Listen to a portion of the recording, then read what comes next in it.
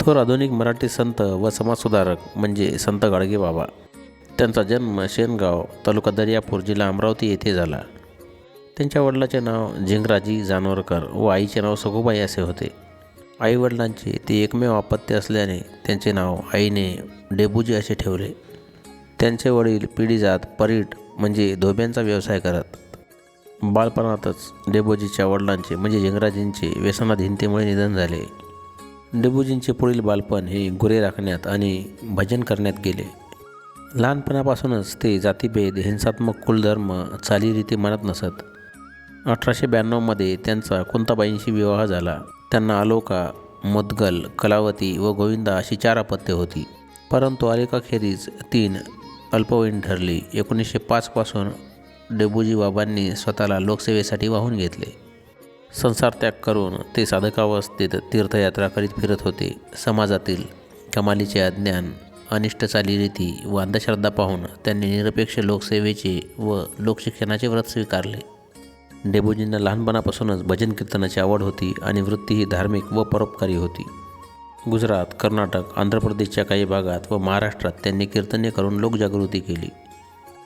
चोरी करू नये, तसेच चैन, देवाची यात्रा, दिवसवारे हे प्रकार कर्ज काढून करू नये, देवाधर्माच्या नावाने नवस सायास करू नये, यासाठी मुक्या प्राण्यांचा बळी देऊ नये, शिवाशिव पाळू नये, दारू पिऊ नये, हुंडा देऊ घेऊ नये, आईवडिलांची सेवा करावी, भुकेल्यांना अन्न द्यावे, मुलांना शिकविल्याविना राहू नये, हे त्यांनी कीर्तनातून समाज प्रबोधनाचे मुख्य विषय असत.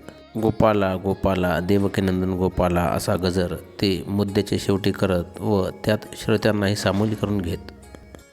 डेबूजी पुढे गाडगे महाराज या नावाने प्रसिद्ध झाले.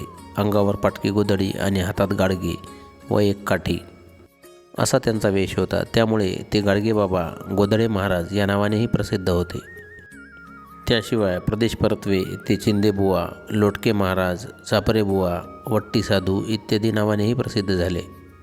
लोकजागृतीसाठी प्रवास करीत असताना अमरावतीजवळ त्यांचे 20 डिसेंबर 1956 रोजी निधन झाले.